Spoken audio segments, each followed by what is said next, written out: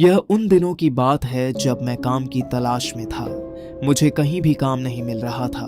फिर मुझे एक रेस्टोरेंट में चाइनीज फूड डिलीवर करने का काम मिल गया। मेरी सैलरी तो काफी कम थी, लेकिन मेरे बॉस ने मुझे बताया था कि अगर तुम कुछ घंटे एक्स्ट्रा काम करोगे तो तुम और भी ज्यादा पैसे कमा सकते हो और जो टिप मिलेगी वह अलग। तो मैं काफी खुश था। मेरी जॉब सुबह 10 बजे से शाम 6 बजे की थी, लेकिन मैं रात 10 बजे तक चाइनीज फूड डिलीवर करता था। एक रोज जब मैं घर जाने वाला था, मेरे बॉस ने मुझे बुलाया और मुझसे कहा कि क्या तुम 2 घंटे और काम करना चाहोगे, क्योंकि रात में 12 बजे तक फूड डिलीवरी के ऑर्डर आते रहते हैं, तुम थोड़ा और पैसा कमा सकते हो। तो मैंने हाँ कर दिया। फिर बॉस ने मुझे बताया कि तुम्हें 2 ऑर्डर डिलीवर करने हैं और मुझे उसका एड्रेस भी बता दिया।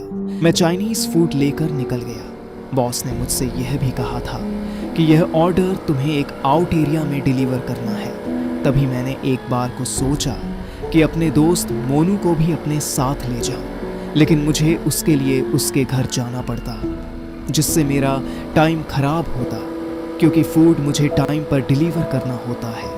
तो मैं अकेला ही निकल गया। जब तक मैं मेन एरिया में था तब तक तो ठीक था, लेकिन जैसे ही मैं आउट एरिया में पहुंचा तो वहाँ काफ़ी ज़्यादा सन्नाटा था और कोई भी आते जाते हुए मुझे दिखाई नहीं दे रहा था और मुझे बहुत डर लग रहा था, क्योंकि वहाँ से अजीबोगरीब आवाज़ें आ रही थीं। तभी मुझे वह घर नज़र आया जहाँ मुझे फूड डिलीवर करना था। उसकी खिड़की टूटी हुई थी और वह घर देखने में बहुत डरावना और अजीब सा था।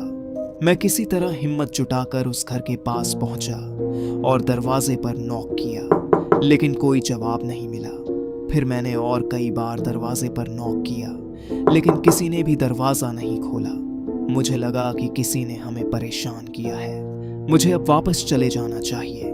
लेकिन जैसे ही मैं वापस सड़क के पास पहुंचा, तभी मुझे कुछ ऐसा दिखा जो मैंने पहले कभी नहीं देखा था। इतनी रात को वीरान सड़क पर मैंने एक साए को देखा, जो देखने में तो किसी इंसान की तरह लग रहा था और वह मुझे ही देख रहा था।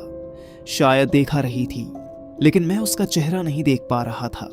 मैं उसे साफ नहीं देख पा रहा था, इसलिए मैंने आगे बढ़ने का फैसला किया। उससे पहले साए ने अजीब हरकतें शुरू कर दी। कभी वह बड़ा हो जाता और कभी छोटा, और कभी वह गायब हो जाता। लेकिन जब मैंने उसे ध्यान से देखा, मेरे रोंगटे खड़े हो गए। वह उलटी खड़ी थी, वह बिना हिले डुले बस मुझे ही देखे जा रही थी। फिर अचानक वह मेरी तरफ बढ़ने लगी। तब मैंने उसका चेहरा देखा तो समझ में आया कि वह एक चुड़ैल है। कुछ देर तो वह चुपचाप खड़ी रही और फिर अचानक से वह बहुत तेजी से मेरी तरफ भागने लगी। मैं तुरंत अपनी स्कूटी लेकर भागा। मैं नहीं चाहता था कि वह चुड़ैल मुझे खा जाए। मैं अपनी स्कूटी तेजी से भगाता हूँ, क्योंकि मुझे जल्दी रेस्टोरेंट पहुँचना चाहता था।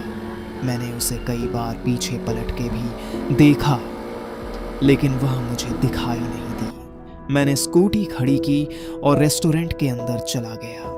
अगली सुबह मैंने नौकरी छोड़ दी, क्योंकि मैं नहीं चाहता था कि फिर से वह चुड़ैल मुझे कभी दिखाई दे।